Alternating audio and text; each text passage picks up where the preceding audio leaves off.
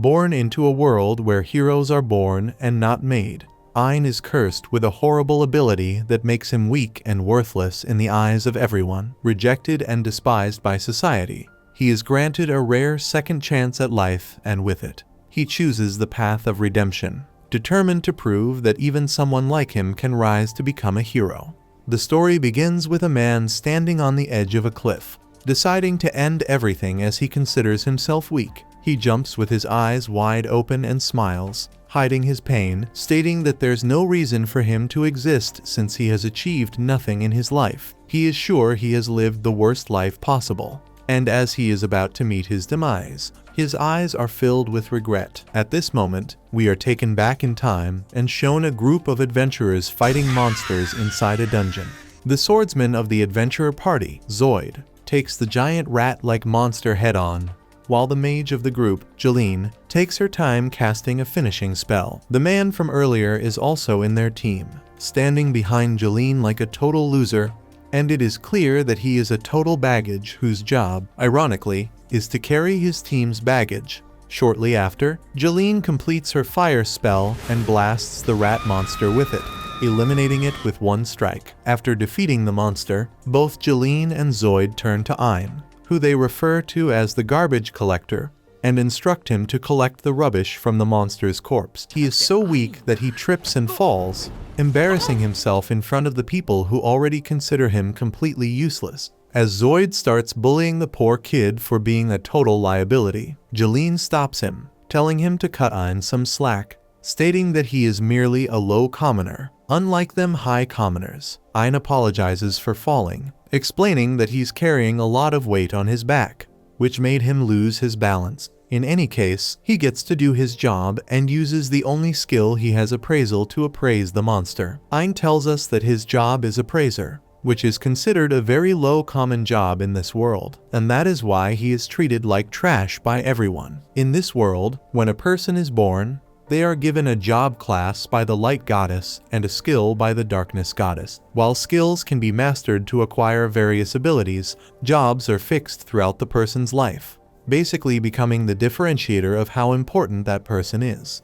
The ranking system works like a pyramid, dividing jobs into 3 classes: rare, high common, the class that both Jeline and Zoid have, and low common, the bottom of the pyramid, which is Ein's class. Mostly, farmers and appraisers fall under the category of low common, as they are non-combatant classes. Ein mentions that, in most cases, jobs can be inherited from one's parents, meaning that if you get a bad job from the goddess due to pure bad luck, you can still inherit your parents' job, which works like a second chance. However, in Ein's case, he lost both of his parents at a very early age and is stuck with his appraiser job. But he didn't give up and took the job of an adventurer instead of a farmer, hoping that he'd strike a fortune one day, essentially taking a gamble. Unfortunately for him, luck has never been on his side. So, as an adventurer, the only thing he does is appraise monsters' corpses to determine what parts of them can be used. He inspects the corpse of the rat and finds the only valuable item, its teeth, which can be used to make weapons. However, he is so weak that he can't even collect the teeth from the corpse, showing that he's so incompetent that he can't even handle garbage as a garbage collector. His incompetence makes Zoid so mad that he throws a pebble at him. As Ein shows the slightest annoyance in his eyes, Zoid kicks him in the face, reminding him that they took pity on him by taking him into their adventure party, and so he should be forever grateful to them. Ein apologizes for his insolence, and without saying another word, does his job, accepting the fact that the world is unfair. While he guts the corpse, Jeline starts mocking him, calling him all sorts of things like filthy and gross for putting his hands on a filthy dead rat. Her mockery only makes Ein more regretful of his sorry life.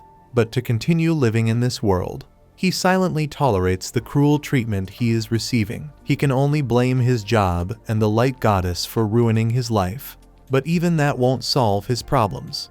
In any case, the group continues their way inside the dungeon and comes across a hellhound corpse. Zoid tells the garbage collector to get to work again, but Ein hesitates, finding it rather strange that such a strong monster is mysteriously laying dead here. He remembers that the guild said highly valuable monsters like hellhounds aren't found in this dungeon, which makes him even more suspicious of the corpse. But Zoid doesn't care and literally kicks Ein towards the corpse, telling him to quit his yapping and start working. Feeling helpless, Ein uses his appraisal skill, discovering that there are a lot of rare materials on the monster's corpse. As he starts collecting the materials, Zoid notices that there's another path leading to what looks like another hellhound corpse. Ein figures that something's definitely wrong, as the map the guild provided them with showed that the dungeon has only one way through. He begs both Zoid and Jeline to turn back, not wanting to take any more of his nonsense. Zoid decides to kick Ein out of their party for continuously disobeying him. So, Ein reconsiders due to his poor financial condition and follows along with Zoid and Jeline down the new path, which eventually leads them to a dozen more dead hellhounds. Although it is obvious that this is a trap, Ein remains silent, and once they venture deep enough, a pack of living hellhounds surrounds them, revealing that this was all a trap from the start. Realizing that they can't win against so many hellhounds, Zoid proposes that they sacrifice Ein to buy enough time to run, to which Jeline agrees. She ruthlessly uses a paralysis spell on him, leaving him to be the food of dozens of hellhounds. Surrounded by the demonic hellhounds, Ein almost pees his pants. He gets bitten from several sides by the skulls and soon ends up feeling pain in his hands, which means his paralysis is slowly wearing off. Summoning a little strength, he grabs a rock and uses it to slam the skull of one of the skulls. After that, he grabs his bag of fruits and throws it at them. Just then, one of the skulls takes a bite off an apple as an appetizer as they prepare to come at him for the second time. Sensing the danger that is incoming, he seizes the chance to run for his sorry life. When all hope seems to be lost, he realizes that there is no hope in sight as the dungeon's exit has been sealed. He figures that he is trapped with the skulls. However, he turns around to find a blood trail leading him to what he expected to be a safe place. Unfortunately, he is only led to a dead end at the edge of a cliff. Looking back, he realizes that the hellhounds are catching up with him and could end his pathetic life if he goes in that direction. What would you do if you were him? Stuck in between two juicy death options, Ein is reminded of his early life as an appraiser. He had just adjusted into becoming an adventurer to survive, even though he was an amateur. He resents Zoid for making him seem foolish and causing him to bow to him, only to abandon him. Even with the anger in his mind, he is unable to fight back. Considering how useless he is, he blames no one but himself for his current situation, due to the fact that he had run away from his job. At that moment, he comes to the conclusion that it is too late to show regrets, and he takes the bold step of jumping off the cliff. While falling into the endless ditch, he recounts how pathetic his life has been and continues to dive down like a Superman wannabe. He comes to terms with the fact that he was rubbish all his life and has now ended his life as rubbish. While lying unconscious, a strange, well-equipped woman in white comes to him and merges her lips with his face. Having fallen off from such a distant place, one would have thought that it was the end of his life. However, things turn around differently when he wakes up in a little pool of water, alive. He is unable to trace the reason for his existence after such a life-claiming incident. Following his survival, he observes his environment and sees a very beautiful tree that he recognizes to be the Yggdrasil tree. Please tell me I'm not the only one that finds this name weird. This tree happens to be very rare in his town, and he seems really excited to be seeing that it exists in such a beautiful place. Having studied the environment, things begin to feel strange with him as he seems very lonely. Seeing that it will be difficult to call for help in such a place, he decides to find a means of survival by running out of the place through an open door that he had seen. Meanwhile, the girl who had saved his wretched life tries to warn him, but he seems very distant physically and even at heart, having been given a chance of survival the second time. The foolish guy still runs towards the closest dungeon he can find. Turning away from the beautiful tree, he heads on to the entrance of the ugly labyrinth where he meets his doom. Although his intention is to run for his life and survive since he had just reincarnated, this turns wrong as he is immediately attacked by a wild beast which seems very powerful. What an idiot. Ein is shocked and is unable to make a significant move for the first few minutes. The next thing that happens is that his ear is chopped off mercilessly. He falls to the ground and wriggles his body in intense pain. The stupid boy had refused to embrace a good life and had chosen to walk into danger himself. He had thought that he would be able to navigate through the monsters he is likely to meet, or perhaps his stupid head will be given another chance of survival. Having bitten off his ear, things become crazier as the monster mistakes him for barbecue chicken and cuts through different parts of his body without the slightest iota of mercy.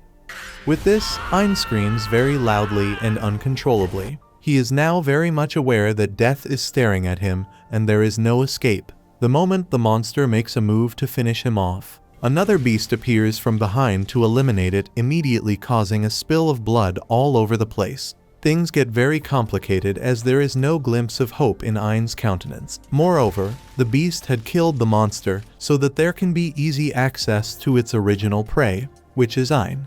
Meanwhile, at this time, Ein's mouth is open in wild surprise. With fear running through his spine, the beast has just killed a very powerful monster and is now left to do battle with a weak ass like him. He is quite sure that there will be no battle but death, as he is no match with the dangerous and ugly creature. Without a minute of rest, the beast pounces on poor Ein, who had already even given up on life. He first gushes out his 2 eyes, and then picks him up immediately, where he pounds out life from his muscles. Ein now regrets his second existence and cannot wait to die in the beast's wicked arms. However, there is a twist in his unfortunate fate of repeated death. He did not get to even taste death this time because a young, powerful girl came to his aid. She saves him with her magic within the twinkle of an eye, claiming that she had only done it on the account of a beautiful lady. Apparently, she was sent to help him by the lady in white from earlier, whom he doesn't even know existed. Just then, he opens his eyes and only confirms his survival when he sees the pretty damsel seated right in front of him. On seeing her, the pervy simp is dumbfounded and can't even say a word. While Ein is mesmerized by the beauty of this mysterious woman, the one who rescued him earlier, Ursula, snaps him back to reality. She reminds him that her precious daughter, Yuri, has delicately brewed a cup of tea just for him, making it clear that she's the elf girl's mother. Ursula, already irritated, points out that her daughter went through all this trouble for someone as worthless as him and demands that he drink it with utmost gratitude. As Ursula speaks, Ein finally notices the charm beneath Yuri's bright features. The shy elf girl timidly offers him the tea, requesting that he at least take a sip. However, Ein hesitates and asks them to introduce themselves before accepting a drink from strangers. Frustrated with his behavior, Ursula shoves the tea into his mouth and orders him to stop talking and just drink. He reluctantly does so and, despite her rough approach, finds the flavor delightful. He thanks Yuri for making it. Lost in Yuri's beauty once again, Ein blurts out how cute she is, much to Ursula's displeasure. She warns him that if he ever tries anything funny with her daughter, she'll erase his pitiful existence from the world. Trying to piece things together, Ein assumes that these 2 women saved his life and brought him to the Tree of Life, Yggdrasil.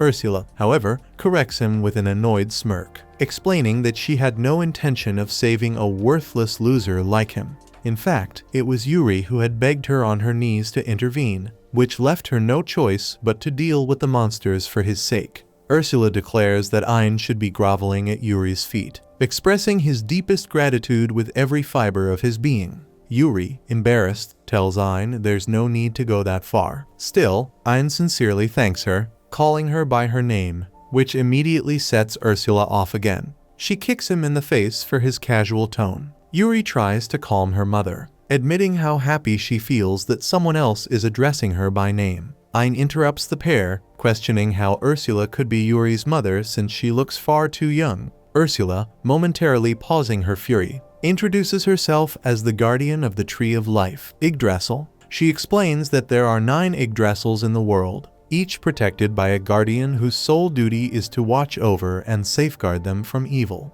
She adds that she's lived here since the tree first took root and has been raising Yuri ever since, casually revealing that Yuri is the spirit of Yggdrasil. Ein finds this revelation fascinating and begins to understand why Yuri is so breathtaking. Without realizing it, he flirts with her, which immediately triggers Ursula again. She threatens to gouge out his pervy eyes if he dares to ogle her daughter. Her words remind Ein of the monster that gouged his eye out in the dungeon. He also recalls how badly injured he was, leaving him puzzled as to why he is now in perfect condition. Ursula explains that the droplets of Yggdrasil healed his injuries, but that wasn't enough to regenerate his already crushed eyes. So, she had no choice but to craft a new eye from a part of the Tree of Life, which explains why one of Ein's eyes has a different color. Apparently, this prosthetic eye, made from the spirit of the tree, not only gave him the ability to see again, but also granted him strength. Ursula did all of this at Yuri's request, since, otherwise, she wouldn't care about a worthless loser like him. Ein turns to Yuri and asks why she went to such lengths to help him. She finally speaks in reply, saying she found him very kind when he touched the tree and thanked it for saving him earlier by cushioning his fall when he fell from above. Yuri felt flattered by his words since she is the tree, and that is why she helped him. She explains that there were other instances where people fell into the abyss, and every time, Yuri saved them. But none of them ever thanked her. Instead, they began taking her branches after discovering she was the Tree of Life and left, acting ungrateful.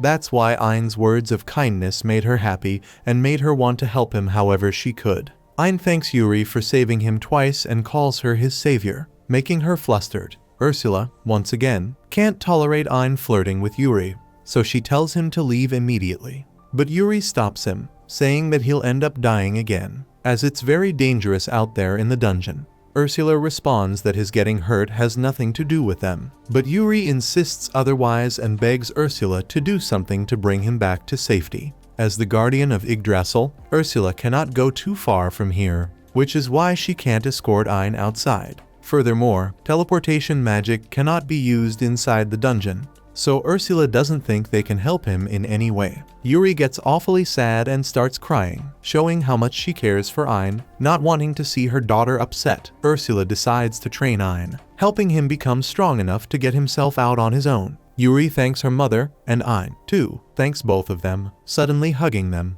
leaving both of them flustered. Wasting no more time, claiming to be the strongest sage out there, Ursula begins his training and takes him back to the dungeon, telling him to use the powers of his spirit eye to find what's ahead in the blinding dark path. With Ursula's help, he manages to unlock his spirit eye's powers, and as he opens his eyes, the path becomes as bright as daylight. With that done, Ursula picks a fight with a one-eyed bat monster and tells Ein to dodge its tediously fast movements as part of his first training lesson. Although finding it impossible at first, with Ursula's instructions, Ein appraises the monster's movements using his spirit eye, but that alone isn't enough to prevent any incoming attacks. And as a result, he gets his ears bitten off, rendering him unconscious almost instantly due to excessive blood loss. Ursula heals his wounds using a droplet of Yggdrasil and menacingly tells him to continue suffering, as he needs to work to death if he wants to master his skills.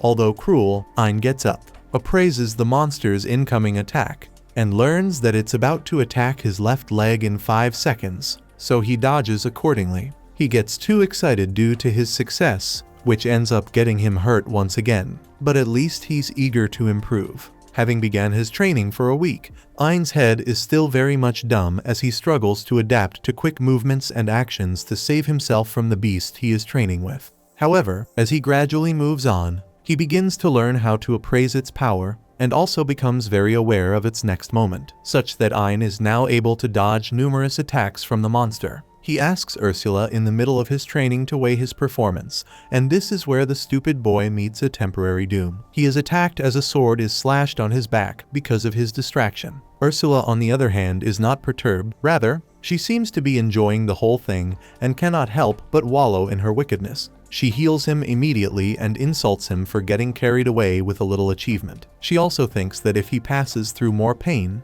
he will learn faster. Immediately after healing him, she does not waste another second as she asks that they move to the next training immediately, which is for him to show her that he can defeat a gremlin. He quickly tries to avoid it, saying that it is too quickly and he does not think that he can achieve it. She calls him a dumbhead and says that she does not need his opinion. She is also very aware that he is a lazy ass and the best way is to force him. Following this, she tells him to make use of his magic eye and also gives him a magic stick. Yuri had personally crafted out the branch of the tree because she wants to help him out in a way. She is worried about him and how rigorous the training process might go. Following this, Ursula hands over the branch of the tree to him and asks him to resume his training immediately. However, on the first attempt to attack the monster, he fails. This is because he thinks he only needs appraisal to be able to defeat the monster. He misses count and the beast escapes from his grip. Seeing that he is at a disadvantage, Ursula warns him to get his shit together and make sure that he defeats the monster. Following this, he summons up courage and tries his very best to discreetly defeat the monster, while he figures out a way to appraise it and also speed up the attack from his own end.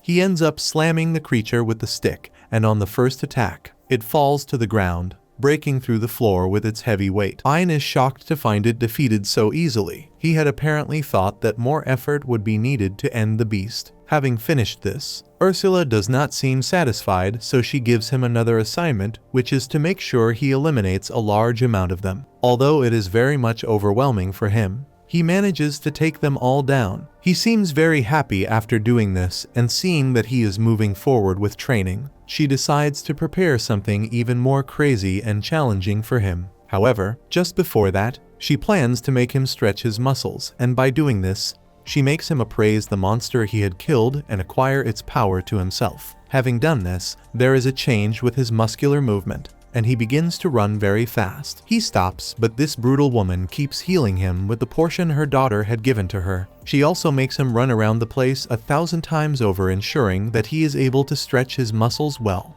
ignorant of the fact that she is only helping him get powerful. He calls her a useless bitch and a very wicked witch as he runs like a madman around the place. This continues for a while until he is fully strong. Having finished the terrible exercise, he is able to flex his muscles and also feels very strong. He now gains the confidence to open his big mouth to tell Ursula about how he feels like he can take down 1,000 monsters all at once. She ignores the fool who is engrossed in taking glory with past achievements and thinks of his next training. The next time they meet, she prepares him to fight with the beast that had originally killed him. This beast is really huge, and on the first look, one would think it will destroy him. He is firstly overwhelmed by its might, and because he had initially been killed by the beast, he takes his time to deal with it. After much precision, he takes down the creature without a single stress. Having done this with a very powerful strike, he finds it hard to believe that he had just learnt the secret to taking down gruesome creatures, and he is of course very much delighted that he had taken revenge on the particular one that had toiled with his life. He had unleashed fire on the bastard until it lost its breath, and this had made him very happy. Ursula seemed to be getting a hold of his lazy ass. He on his part finds it very hard to believe that he could take down the beast. It became so easy that he wished he had the training a while before that time. The beast that took him down mercilessly would have been killed brutally. He is much more grateful to Yuri for saving him and giving him an opportunity to train with her wicked and mean mother, who does not seem to really care about humans. Having taken down the monster, she decides to move on with his training and also report back to Yuri. Seeing that the loser now seems confident and capable of taking down big monsters, Ursula believes his training has come to an end, so she tells him to leave the dungeon already. Before leaving, Ein returns to the Yggdrasil tree to bid farewell to the melon lady Yuri and thanks both her and her mother for helping him become competent. As a parting gift, Ursula gives Ein the remains of Yggdrasil's spirit core, which is similar to the core used to create Ein's prosthetic left eye. Having an extra one means Ein could make a new one in case of emergencies, but Ein hesitates to accept the gift, feeling confused. If the green stone is the spirit core of Yggdrasil, doesn't that mean it's the source of Yuri's powers? Ursula offers no explanation, simply reassuring Ein that Yuri will be fine. She also makes it clear that he isn't keeping this precious stone forever, claiming to have placed a spell on it that will return the stone to her once he's dead. Knowing Ein is unlikely to ever use the stone, Ursula decides to make it useful to him immediately and attaches the stone to his spirit eye, transforming it into an evolved divine form. When Ein opens his newly enhanced spirit eye, he realizes Yuri has disappeared and frantically starts searching for her, calling out her name, only for her to reappear moments later. emerging from his now divine spirit eye. Finally, Ursula reveals the truth. What she just did was transplant the Tree of Life Yggdrasil's core into Ein's eye. Since Yuri is the Tree of Life, she will now live inside his eye from this point forward. Before Ein can fully comprehend that he's been tricked into a lifelong live-in relationship with Yuri, she changes the topic, cheerfully pointing out how useful she'll be to him now, explaining that she can heal him whenever he wants, as many times as needed. Ein, for some reason, appreciates this of course. He does because now he has his very own waifu, whom he can summon and desummon at will. However, he still checks with Ursula to make sure she's okay with this arrangement, asking if she's fine being separated from her precious daughter. Hearing this dumb question, Ursula kicks Ein in the face, grinding her foot against him to make him feel even a fraction of her frustration, and angrily tells him she has no intention of leaving her daughter with a strange, useless loser like him. The only reason she's letting Yuri go is that, ever since Yuri was born, she has been lonely and never had any friends. Being a responsible mother, Ursula wants Yuri to see the world through Ein's eyes and experience the kind of youthful exuberance she never had, if you know what I mean. Ein says Sasajoa to that and promises Ursula that she can trust him to take care of her daughter. With that settled, Ursula gives Ein a real parting gift, casting a crest on his right hand that grants him the ability to store an infinite number of objects at will. She also decides to gift him a spirit sword, but first, she vents her lingering frustration by stabbing him right in his other eye. As Yuri heals him, Ursula suddenly forces a golden stone into his mouth. This stone, called the Sage Stone, is a device that links her consciousness to him through his other eye. Bro, he literally got robbed of both eyes by this sneaky mother-daughter duo, and he doesn't even realize it. This makes it clear that Ursula will always be on the other line, nagging and ensuring there's no Susie business between Ein and Yuri. But anyway, Ein is now fully prepared, and he feels a strong desire to repay Yuri for everything she has done for him. In response, Yuri asks for his help in finding her sisters, who are hidden across the continent in dungeons as trees of life. With no real purpose in life before, Ein takes on this new mission of traveling the world to reunite Yuri with her lost family. Finally, Ein heads back into the dungeon and, with the help of Ursula, the unwanted commentator, he blazes through S-ranked monsters with ease. As if Ein wasn't overpowered enough already, Ursula starts remote controlling his appraisal skill, using it to steal the skills of these S-ranked monsters. Normally, there's a nasty post-appraisal headache, but with the Melanie healer constantly at his side, Ein no longer has to endure the pain, and he becomes increasingly grateful to his new partner. Shortly afterward, he arrives at the door leading to the final boss's room, which he must defeat in order to leave the dungeon. According to Ursula, the dungeon boss guards the dungeon's core, and destroying the core will unlock the door to the exit. Although reluctant at first, Ein accepts the challenge, bolstered by the blessings of the best girl, Yuri. He opens the gate to the boss room and notices that the only visible thing in the distance is the dungeon core.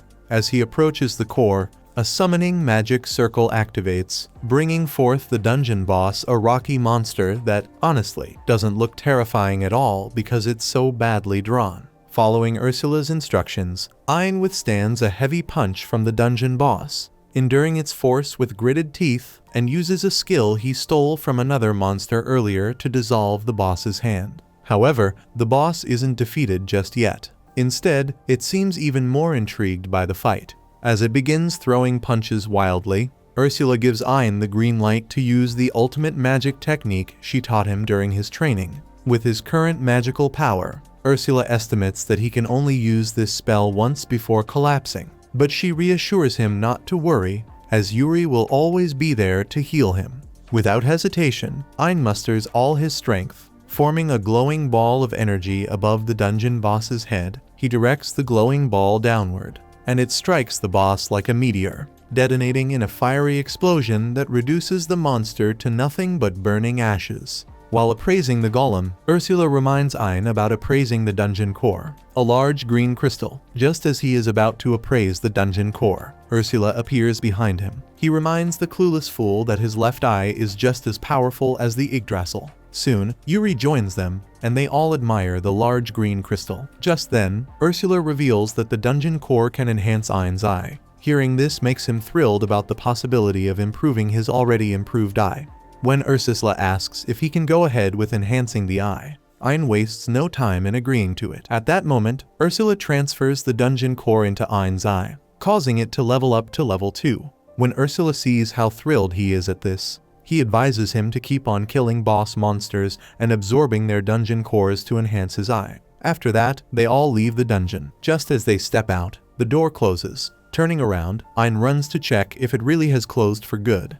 But Ursula claims it might be so because the dungeon has lost its core. He also reveals that the hold Ein had fallen into earlier might have been sealed too. Due to this, no one would be able to come to Yggdrasil anymore. Hearing all this, Ein is pleased that he has no business with this dungeon anymore, and can now return to the surface without any regrets. At the Adventurers Guild, Zoid informs some other adventurers about his order with the Hellbounds earlier. He urges them never to go close to that dungeon. However, they sought to know what happened to Ein, and he reveals that Ein sacrificed himself for them to live. He paints Ein as a gallant savior, and the dumb idiots buy his bullshit. As expected, this is all a lie which he concocted to hide the fact that he had set Ein up as bait so he and the others can escape from the Hellhounds. While he blabs about Ein's sacrifice, Ein's voice is heard from behind. Turning around, he sees the supposedly dead Ein and freaks the hell out. He seeks to know how the idiot is still alive, but Ein proudly informs him that he took out all the monsters. Zoid doesn't believe this since he thought that Ein was nothing but a weak bum. Watching how Zoid reacts to Ein makes the adventurers question his story. At that moment, Ein reveals the true story of how Zoid had paralyzed him and used him as bait for the Hellhounds. When the adventurers hear this, they beat the betraying stupidity out of him. Just before they could reunite him with his ancestors, Ein stops them. He instead thanks Zoid for leaving him behind since doing that led him to meet Yuri and Ursula. After saying that, he walks out of the guild. This action amazes the other adventurers who never saw this side of Ein. They wonder if he is the same person they knew. Later on, Ein and the others defeat other dungeon monsters in order to improve his abilities. Every victory meant that his eyes evolved for the better. Die to the transfer of the core into his eyes by Ursula. While they walk past the woods, they hear a loud screaming coming from a distance. Rushing there, they find a carriage being attacked by some monsters. Immediately, Ein cuts them down while Yuri and Ursula heal the wounded guards. On the other hand, Ein approaches two scared people in the side and seeks to know if they are hurt. When the lady amongst the two turns around, she falls in love with Ein at first sight and immediately jumps on him, regarding him as her hero. He finds this extremely uncomfortable and asks the man with her to help him out, thinking he is her brother. However, he introduces himself as Jasper, the head of the Merchant Guild. In a shocking turn of events, the lady happens to be a princess of the country, Princess Claudia. She takes them to her mansion to thank them properly for saving her life. Although, Ein thinks Yuri and Ursula should be thanked more since she helped to heal the wounded guard. As expected, she thanks them cordially. After that, she asks that they drop the formalities and just call her Claudia. With that done, she attempts to jump on him again, but Yuri blocks her this time. When Claudia seeks to know why, Yuri reluctantly reveals that Ein is her husband. Happy married life, bro. At this moment, Ein wonders when the wedding happened. As if that wasn't shocking enough, Claudia states that she doesn't mind being the second wife. Brace up for the most shocking part yet. While the two girls argue about who gets to have Ein, Jasper asks to have a discussion with him.